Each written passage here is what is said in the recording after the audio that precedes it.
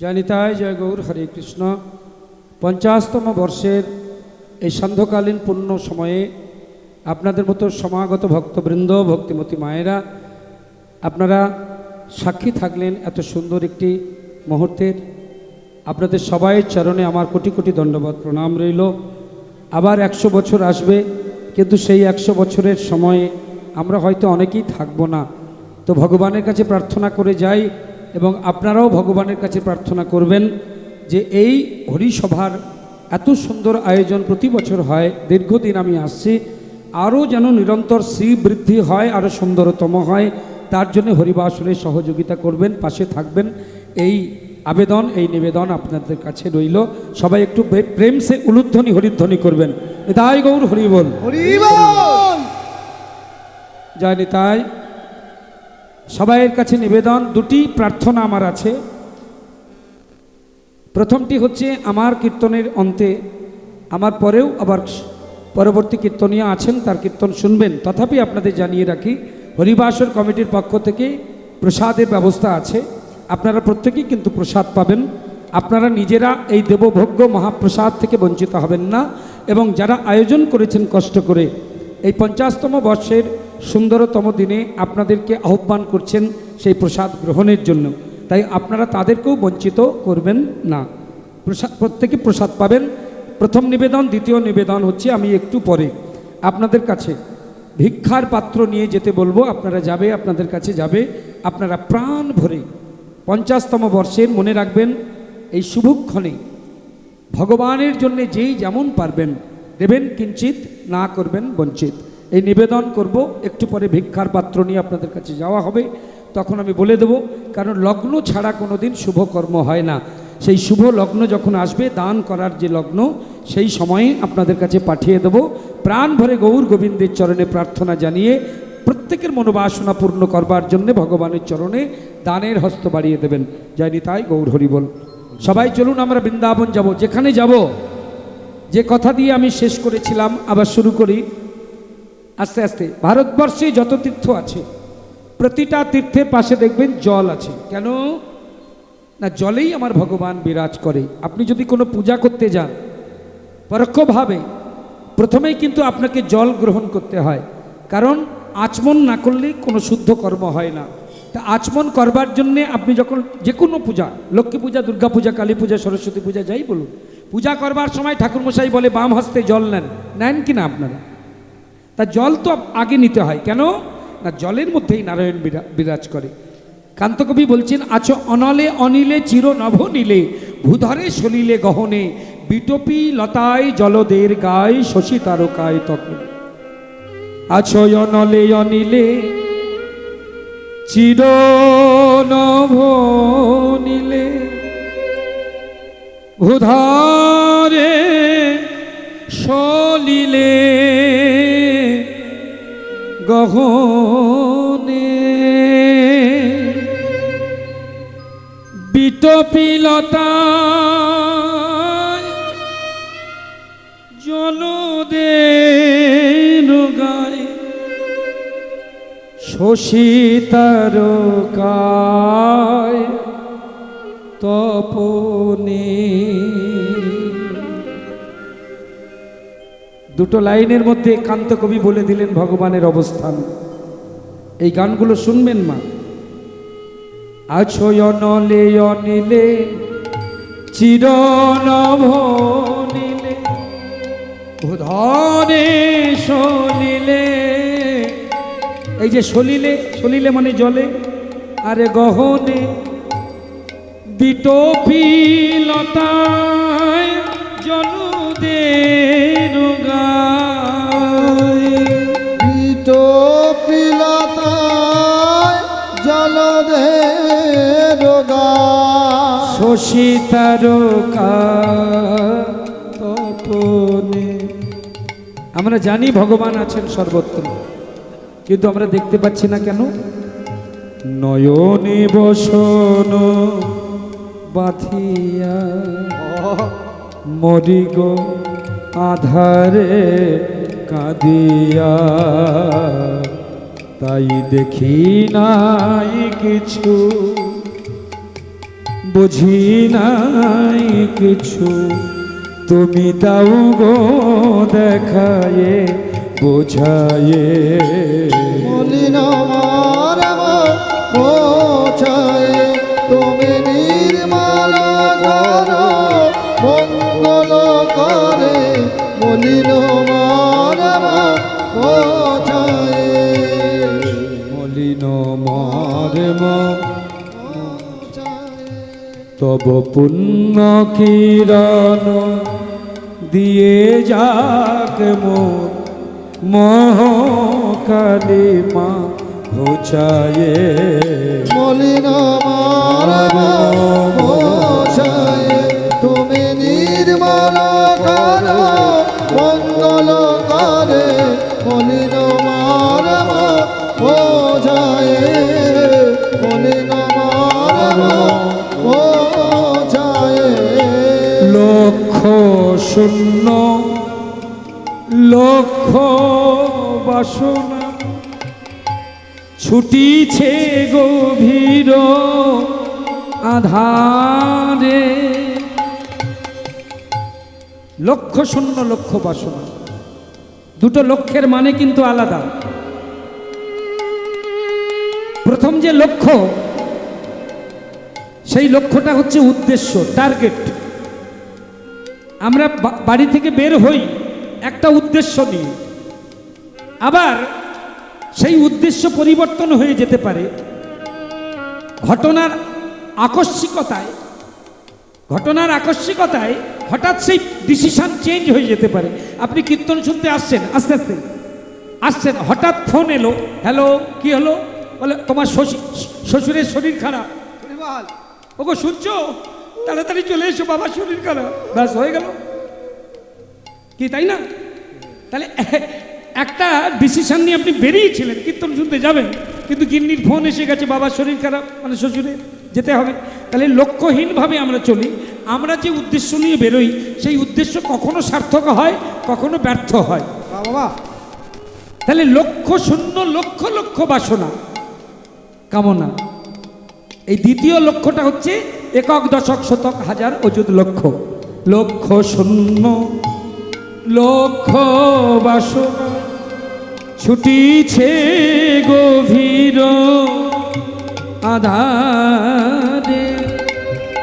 জানি না কখন ডুবে যাবে, জানি না কখন ডুবে যাবে মোর। জানি না কখন ডুবে যাবে কোন অকুল গড়ল পাথারে।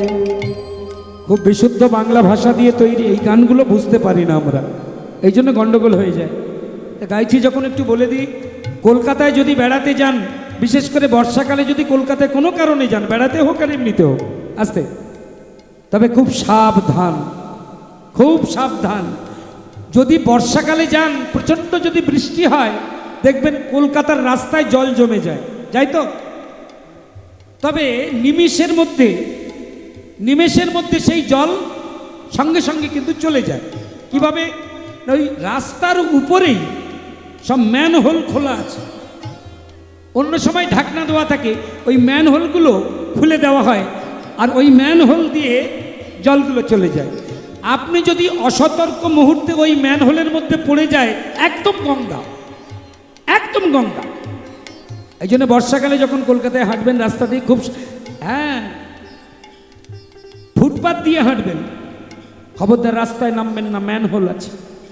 কলকাতার রাস্তায় রাস্তায় যেমন গর্ত আছে, ম্যানহোল আছে, আমাদের সংসার মরুপথে কিন্তু সেই গর্ত আছে।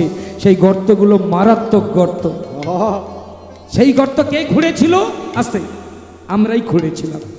অগ্নিনারায়ণ ব্রাহ্মণ সাক্ষী রেখে আত্মীয় স্বজন বন্ধু বান্ধবকে ডেকে সানাই বাজিয়ে ঢাক ঢোল পিটিয়ে বাজি ফাটিয়ে ভালো করে আমন্ত্রণ নিমন্ত্রণ করে প্যান্ডেল করে, ওই যে যদি যাং হৃদয়ং মম তদস্তু হৃদয়ং তম, যদি যাং হৃদয়ং তব তদস্তু হৃদয়, কি করেছিলাম? এইটাই, এই সংসার গর্ত সেই দিন খুলেছিলাম।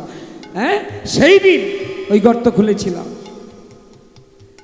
জানি না কখন ডুবে যাবে কোন অকুল গরল পাথারে অকুল।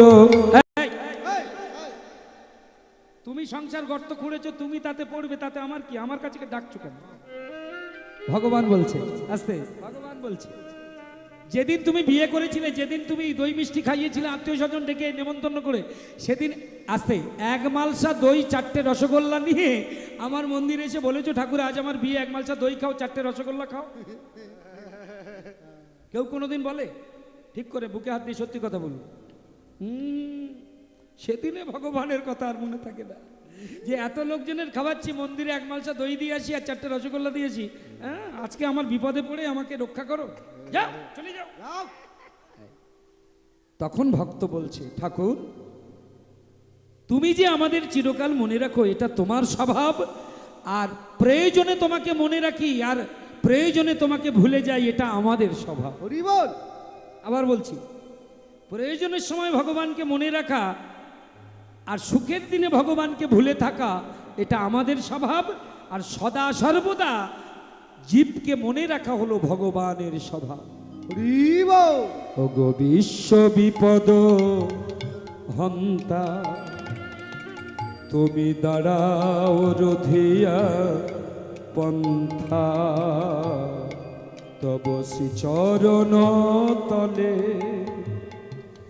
নিয়ে এসো মোর মত্ত বাসনা গুছায়ে। মলিন মারব বোঝায়, তুমি নির্মল করো মঙ্গল করে। মলিন মারব বোঝায়, মলিন মারব বোঝায়। হরিবল হরিবল। মলিন মারব বোঝায়। তাহলে ভগবান আছে অনলে অনিলে চির নবনীলে ভূতরে সলিলে গহনে। শুধু অনুভব করলেই ভগবানকে আপনারা দেখতে পাবেন। সেই জন্যে জলে ভগবান আছে বলে নবদ্বীপ হলো গঙ্গার তীরে, আসতে গঙ্গা নদীর তীরে নবদ্বীপ, আর যমুনা নদীর তীরে হলো বৃন্দাবন। আবার দেখুন জগন্নাথ ধাম, পুরীধাম, নীলাচল, শ্রীক্ষেত্র, সেখানে আছে মহাসমুদ্র। তাহলে প্রতিটা তীর্থস্থানের পাশে আছে জল, হয় নদী, তা না হলে সমুদ্র, তা না হলে পুষ্করণী। একটু লক্ষ্য রাখবেন, আজকে আমরা যেখানে যাব গুপ্ত বৃন্দাবন, ভক্তের হৃদ বৃন্দাবন, যেখানে যাব সেই জায়গাটিতেও একটা নদী আছে, ভারতবর্ষের একটি সুপ্রসিদ্ধ নদী। আস্তে আস্তে, ভারতবর্ষের একটি সুপ্রসিদ্ধ নদী, নদীটার নাম হচ্ছে গোদাবরী। যারা দক্ষিণ ভারত বেড়াতে গেছেন, দক্ষিণে বেড়াতে গেছেন, এই গোদাবরী নদীর জলে স্নান করেছেন। সেই গোদাবরী নদীর দুই কূলে অসংখ্য গ্রাম আছে, অসংখ্য পল্লী আছে। তার মধ্যে একটি গ্রামের নাম আমি উল্লেখ করব, একটি স্থানের নাম উল্লেখ করব, যে স্থানটি ইতিহাস প্রসিদ্ধ। যারা এখানে ইতিহাসের ছাত্রছাত্রী আছেন তারা জানেন, যেখানে মহারাজ কনিষ্কের রাজধানী ছিল। রাজা কনিষ্কের রাজধানী কোথায় ছিল? কোথায়? কানৌজ বা কান্নকুব্জ। আমাদের পশ্চিমবাংলার মাটিতে যত কুলীন ব্রাহ্মণ আছেন, এখানে যদি থাকেন চরণে প্রণাম, তাদেরকে জিজ্ঞাসা করবেন, যদি তারা ইতিহাসটা জানে তাহলে তাদের কাছে শুনে দেখবেন, প্রথমে পশ্চিমবাংলার মাটিতে 5 জন ব্রাহ্মণ এসেছিলেন, কুলীন ব্রাহ্মণ 5 জন। তার থেকে যত ব্রাহ্মণের সৃষ্টি, যেখান থেকে এসেছিলেন সেই জায়গাটির নাম হচ্ছে কান্নকুব্জ বা কনৌজ। এখনো পর্যন্ত এই কান্নকুব্জে কোনো বৈশ্য বা ক্ষত্রিয় বা শূদ্র বাস করে না। একমাত্র সেখানে যারা বাস করে তারা সবাই কুলীন ব্রাহ্মণ। আজকে সেই গোদাবরী নদী তীরস্থ কান্নকুব্জের সুন্দর মাটিতে আমরা এসেছি ভক্তের হৃদ বৃন্দাবনে নিত্যলীলা দর্শন করবার জন্য। সবাই মিলে একবার বলবেন, প্রেম সে বলবেন, বলো রাধা রানী কি, বিশ্বভানুরাজ নন্দিনী কি, কৃষ্ণ বক্ষ বিলাসিনী কি, রাধিনী শক্তি স্বরূপিনী কি, কৃষ্ণ ভক্তি প্রদায়িনী কি, জয় কৃষ্ণ প্রেম প্রদায়িনী কি, জয় बोलो राधा रानी की, जय। बोलो राधा रानी की, बोलो राधा रानी की। রাধারানী জয়ধ্বনি দিয়ে ভক্তের হৃদ বৃন্দাবনে আমরা সবাই এলাম। বাহ, হরিবল হরিবল। আর এই বৃন্দাবনে তথা গুপ্ত বৃন্দাবন কান্নাকুব্জে আমি আগেই বলেছি, আবার বলি, যত কুলীন ব্রাহ্মণ বাস করেন তার মধ্যে অন্যতম একজন পরম বৈষ্ণব ব্রাহ্মণ, ব্রাহ্মণ কিন্তু বৈষ্ণব ধর্ম গ্রহণ করে সদা সর্বদা তিনি 5 বাড়ি ভিক্ষা করে, গোদাবরী নদীতে স্নান করে 5 বাড়ি ভিক্ষা করে তিনি ভগবানের ভোগ লাগান লক্ষ্মী জনার্দনের। এনার নাম হচ্ছে বিষ্ণু শর্মা, নামটা মনে রাখবেন, বিষ্ণু শর্মা। প্রতিদিন ভগবানের চরণে ডালা নিবেদন করে। আপনারা তো ডালা নিবেদন করেন মা, করেন না? বিভিন্ন দেবদেবীর পূজায় ডালা সাজান। তো কেমন করে ডালা সাজাতে হয়, কোন ডালা সাজালে তবে ভগবান গ্রহণ করে, কোন ফুল দিয়ে মালা গাঁথলে, কোন ফুল দিলে অঞ্জলি দিলে তবে ভগবান গ্রহণ করে, কোন প্রদীপ দিয়ে আরতি করলে তবে ভগবান গ্রহণ করে, আমরা এই বিষ্ণু শর্মার কাছে শিখব। কি বলছেন তিনি আমরা একটু শুনবো। পূজার থালায় কানৌজের কুলীন ব্রাহ্মণ বিষ্ণু শর্মা ভগবানের মন্দিরে প্রবেশ করে পূজার ডালা নিবেদন করে, আর ভগবানের আতুল চরণে তিনি জানায়, আছে আমার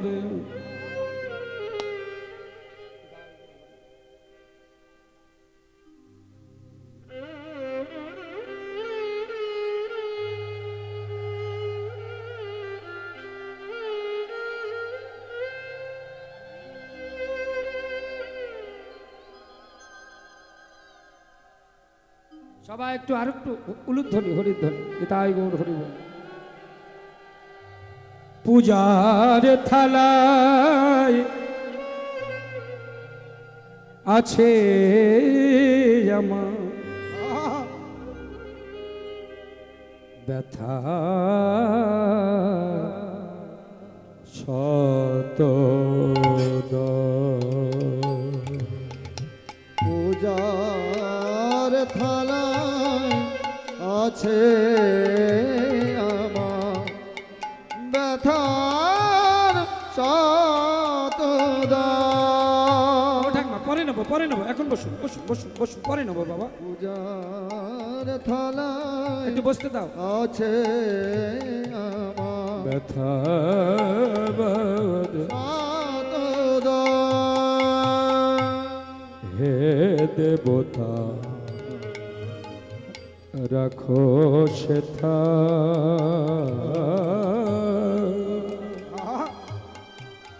তোমার পদত ব্যথার শতদা। পূজার থালায় আছে আমার ব্যথার শতদা। গানটি মন দিয়ে শুনবেন কি বলছেন। পূজার থালায় আছে আমার ব্যথার শতদল। গান মানে জ্ঞান, যে গানের মধ্যে জ্ঞানের সঞ্চার নাই, জ্ঞানের প্রকাশ নাই, জ্ঞানের বিকাশ নাই, সেই গান গান নয় মা।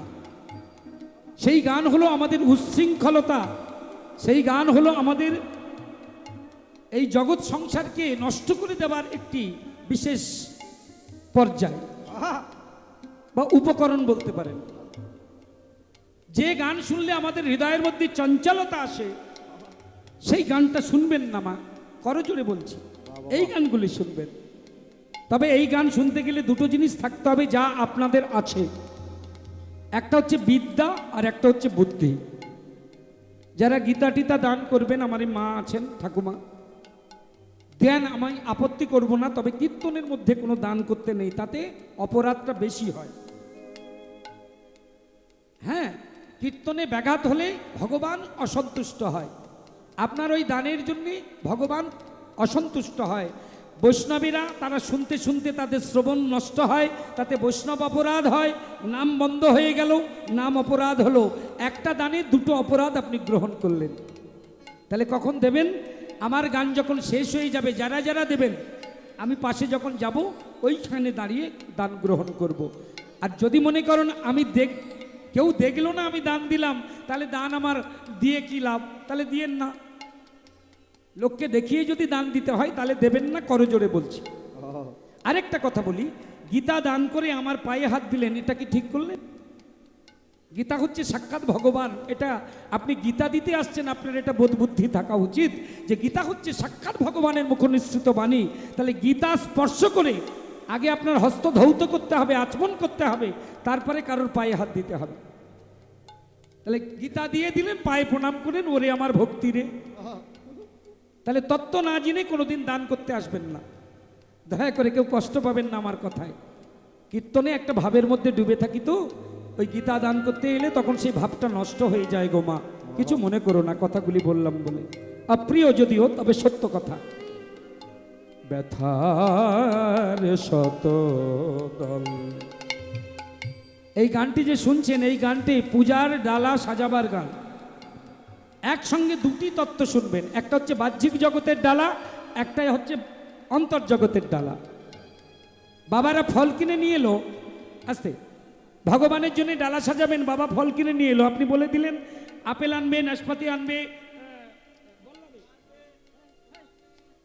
কলাটাই বলতে হলো, লেবু আনতে হবে ইত্যাদি সব বললো। তা ফর্দ অনুযায়ী বাবা নিয়ে এলো, আপনি কাটলেন, তবে ভগবানের প্রসাদের সময় বলবেন না ফল কাটা, বলবেন ফল আমান্য করা। বোঝা গেল? শব্দগুলো শুনে রাখবেন। তা ফল আমান্য করলেন, আমান্য করে ভগবানের ডালা সাজিয়ে, মনে রাখবেন বাহ্যিক জগতের ফল মূল মিষ্টি দিয়ে যে ডালা সাজালেন সেটা হচ্ছে ঐশ্বর্যের ডালা। কিন্তু এই ঐশ্বর্যের ডালা সাজিয়ে আপনার ভিতরে অন্তরে আরেকটা ডালা সাজাতে হয়। এই দুটো ডালা না সাজালে ভগবান ডালা গ্রহণ করেন না। হাতে যেটা রইল এটা ঐশ্বর্যের ডালা, আর অন্তরে যেটা সাজাবেন সেটা হচ্ছে মাধুর্যের ডালা বা ভক্তির ডালা। বোঝা গেল? সেই ভক্তির ডালাতে কি থাকবে? শ্রদ্ধা থাকবে, অনুরাগ থাকবে, প্রেম থাকবে, ভক্তি থাকবে। সেগুলি ডালা সাজাবেন। দুটো ডালা দু জায়গা নিয়ে ভগবানের কাছে যাবেন। এইবার বলি ফুল, যে ফুল দিয়ে আপনি মালা গাঁথবেন, যে ফুল আপনি অঞ্জলি দেবেন, বাগানের ফুল আপনি তুলুন, তাতে দুঃখ নেই, কিন্তু মনের মধ্যে একটা ফুল আপনাকে তৈরি করতে হবে। তৈরি করা কেন বললাম? যখনই ভগবানের চরণে ডালা নিয়ে যাবেন, সাজুগুজু করার পর, ডালা সাজানোর পর নিজের ঘরে আসনে বসে যাবেন। এদিকে তাকান, এদিকে এদিকে, আসনে বসে যাবেন। হৃৎকরে করপদ্ম দিয়ে স্মরণ করবেন কি না, ভগবানের চরণ নয়, ফেলে আসা দিনগুলো, ফেলে আসা দিনগুলো স্মরণ করবেন, স্মৃতিগুলো স্মরণ করবেন। ফেলে আসা দিনে আপনি যত যন্ত্রণা পেয়েছেন, ফেলে আসা দিনগুলোতে যত আপনি জ্বালা পেয়েছেন, কষ্ট পেয়েছেন, ব্যথা পেয়েছেন, জীবনের সেই ব্যথাতুর দিনগুলো, যন্ত্রণা কাতর দিনগুলো স্মরণ করুন। কেন? ফেলে আসা দিনের সেই ব্যথার পাপড়িগুলো একটার পর একটা দিয়ে সাজিয়ে সাজিয়ে ব্যথার শতদল তৈরি করুন। সারা জীবনের ব্যথার পাপড়ি দিয়ে ব্যথার শতদল নির্মাণ করে যদি ভগবানের চরণে দিতে পারেন, করুণাময়, কৃপাময়, দয়াময়, লীলাময় ভগবান যদি আপনার প্রতি কৃপা করেন, যদি তার দয়া হয়, সেই ব্যথার ফুলের উপরে যদি তার চরণ দেয়, সারা জীবনের দুঃখ, সারা জীবনের কষ্ট, সারা জীবনের যন্ত্রণাগুলো পরশমণির স্পর্শে যেমন লোহা সোনা হয়, ভগবানের চরণের স্পর্শে সেই ব্যথার ফুল হয়ে যাবে আনন্দময়, অমৃতময়। হে দেবতা রাখো সেথা তোমার পদতল, ব্যথার পূজার থালায় আছে আছে আমার। মেধার সতদা। এইবার দিতে হবে দক্ষিণা। ভালো করে তত্ত্বগুলি মনের মধ্যে সাজিয়ে নে থরে থরে। তাহলে ভক্তির ডালা সাজাতে হবে, আর যন্ত্রণার ফুল তৈরি করতে হবে। শতদল মানে পদ্ম ফুল। সারা জীবনের যন্ত্রণাগুলো পাপড়ি করে সাজিয়ে সাজিয়ে ব্যথার শতদল তৈরি করুন। এইবার হবে দক্ষিণা। দক্ষিণা কি? দক্ষিণা কি? বাড়িতে যদি ব্রাহ্মণ সেবা করে, মন দিয়ে শুনবেন মায়েরা, বাড়িতে যদি বৈষ্ণব সেবা করে, বাড়িতে যদি সাধুগুরু বৈষ্ণব সেবা করে, ব্রাহ্মণ গুরুদেব সেবা করে, তবে সেবার পরে ব্রাহ্মণ বৈষ্ণব গুরুর করে আস্তে আস্তে দিতে হয়। কি দিতে হয় জোরে বলুন? কি এই দক্ষিণাটার নাম কি? ভোজন দক্ষিণা। বাহ, সুন্দর। দীক্ষা নিলেন গুরুর কাছে, দীক্ষার হাতে দিতে হয় দক্ষিণা, দিতে হয় না? দক্ষিণাটার নাম কি? গুরু দক্ষিণা। আই একটা কলসির মধ্যে আতপ চাল আছে, আপনি বার করলেন, করে ভালো করে চিনি দিয়ে, দুধ দিয়ে, তারপরে এলাচ দিয়ে, বিভিন্ন রকম কিছু দিয়ে, জল দিয়ে আপনি ফুটিয়ে এটার নাম কি? পায়স। ওই কলসি থেকে আবার আতপ চাল নিয়ে ডালার মধ্যে দিয়ে তার উপরে একটা আলু দিলেন, 1 টাকার কয়েন দিলেন, ঠাকুর ঘরে দিলেন, এর নাম কি? সিধে। আচ্ছা বেশ। ওই কলসি থেকে আতপ চাল বের করে কলা দিয়ে, তিল দিয়ে বাবা মায়ের শ্রাদ্ধের সময় দিলেন, তার নাম কি? তাহলে কলসি একটা নাকি? আতপ চালে এক জায়গায় আছে, তাহলে স্থান ভেদে নাম আলাদা। হরি বল। একটা পকেট থেকে পয়সা বেরোচ্ছে, যখন আপনি গুরুর হাতে দিলেন তখন সেটা গুরু দক্ষিণা, আর যখন ব্রাহ্মণ বৈষ্ণবের হাতে দিলেন যখন সেটা হচ্ছে ভোজন দক্ষিণা। সেবার পরে, ভোজনের পরে যখন ব্রাহ্মণের হাতে দিলেন তখন সেটা ভোজন দক্ষিণা। তাহলে একই পকেট থেকে বেরোয়, কিন্তু নাম আলাদা হয়ে যায়, ভিন্ন ভিন্ন হয়ে যায়। কেমন? তাহলে এইবার বলি, আপনি দুর্গাপূজায় অষ্টমী ব্রত করেছেন, আস্তে, মা দুর্গার পূজা করে দক্ষিণা মা দুর্গাকে দিয়েছেন? জোরে বলুন, কাকে দিয়েছেন? এই রে, তাহলে খেলো দুর্গা, পেলো ঠাকুর মশাই নাকি? এটা কেমন হলো? যে খেলো সে কি পেলো? পেলো না। যে দিল সে পেলো না। ভগবানকে যদি দক্ষিণা দিতে হয়, দুর্গতি নাশিনীকে যদি দক্ষিণা দিতে হয়, তবে টাকা পয়সা অর্থ নয়। ভগবানকে যদি দক্ষিণা দিতে হয় তবে পরমার্থ দক্ষিণা দিতে হয়। এই গানটি শুনলে বুঝতে পারবেন কি দক্ষিণা দিতে হয়। দেখবেন পূজা করতে করতে ঠাকুর মশাই একটা সময় আসে যখন বলে, তুমি ভগবানের কাছে তোমার মনের কথা বলো, বলে না? একটা সময় বলে না? যারা জাত ব্রাহ্মণ, কুলীন ব্রাহ্মণ, তারা ঠিক সুযোগ দিয়ে দেয় যে অনেক সংস্কৃত মন্ত্র হলো বাবা, আর নয়, এবার মনে মনে তুমি ঠাকুরের কাছে তোমার মনের বেদনা জানাও। এই সময় কি করতে হয়? দক্ষিণাটা সেরে নিতে হয়। হ্যাঁ, দক্ষিণাটা সেরে নিতে হয়। নিবেদনের কুসুম কুসুম সহ লহ হে না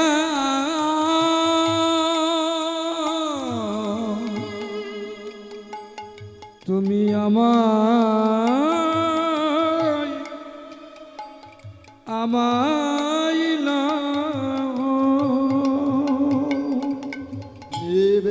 নিবেদনের কুসুম সহ লহ হে না আমায় লহ হে না আমায় লহ।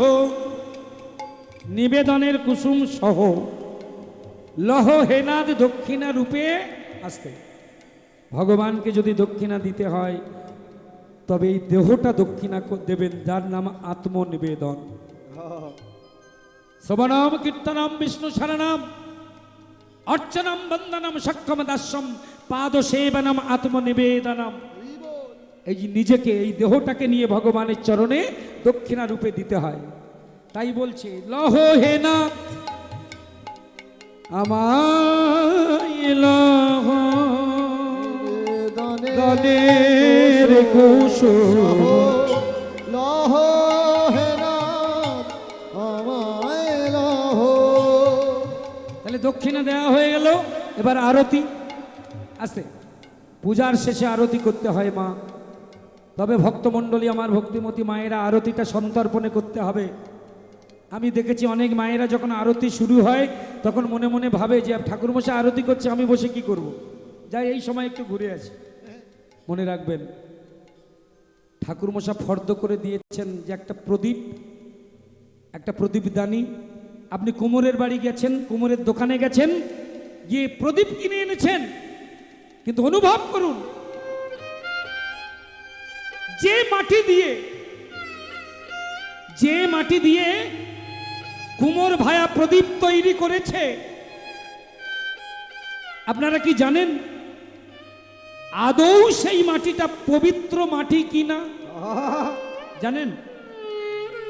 যে প্রদীপ দিয়ে আপনি ঠাকুরমশাইকে দিয়ে আরতি করাচ্ছেন, সেই মাটিটা বিশুদ্ধ মাটি দিয়ে তৈরি কিনা আপনারা জানেন?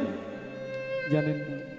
তাহলে ঠাকুরমশাই প্রদীপ দিয়ে আরতি করছে, করুক, আপনি আরেকটা প্রদীপ নিয়ে নিচে বা পিছনে দাঁড়িয়ে বা বসে আরতি শুরু করুন। সে প্রদীপটা কোন প্রদীপ? তত্ত্ব বলছে সেই প্রদীপটা তোমার হৃদয়ের মধ্যে আছে। এখানে প্রদীপ আছে, এখানে সলতে আছে, এখানে তেল আছে, এখানে আগুন আছে। তত্ত্বদর্শীগণ বলছেন সেই প্রদীপটার নাম হচ্ছে অনুরাগের প্রদীপ। অনুরাগ হচ্ছে সেই প্রদীপ, আর সলতেটা হচ্ছে শ্রদ্ধা। শ্রদ্ধা দদাতি বিনয়ম। যার মধ্যে শ্রদ্ধা আছে তার মধ্যে অনুরাগ জন্মাবে, যার মধ্যে অনুরাগ জন্মাবে তার মধ্যে ভক্তি আসবে, যার মধ্যে ভক্তি আসবে তার মধ্যে কৃষ্ণ প্রেম আসবে। মীরাবাই বলল, বিনা প্রেম সে নাহি মেলে নন্দলালা। যার প্রেম নাই তার কৃষ্ণ নাই।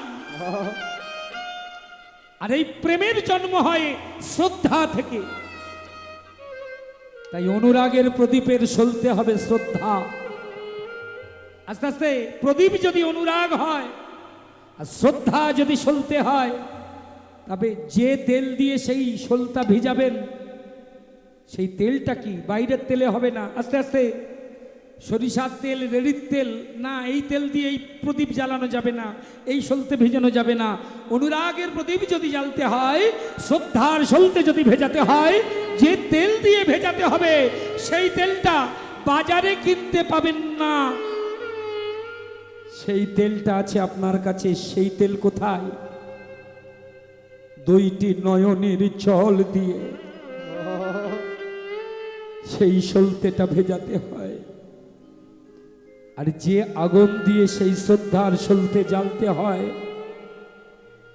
সেই আগুনটা দেশলাইয়ের আগুন নয়, সেই আগুনটা কোনো চকমকির আগুন নয়, সেই আগুনটা কোনো গ্যাস লাইটারের আগুন নয়।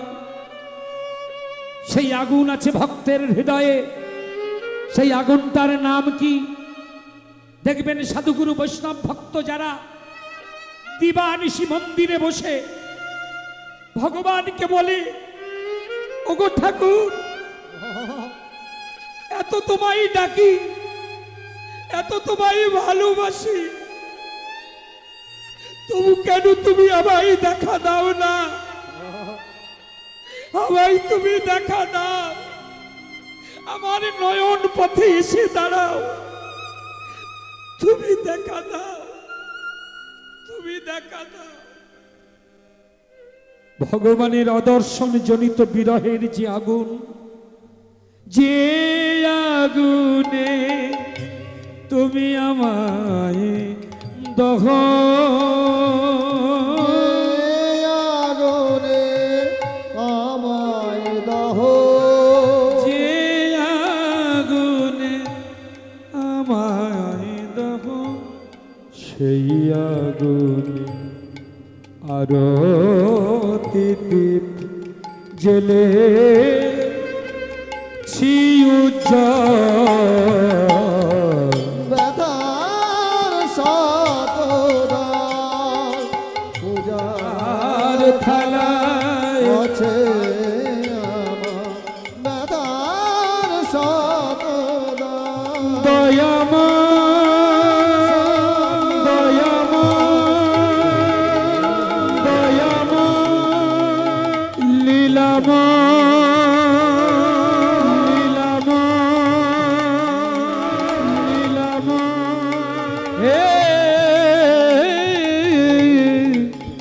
করুণা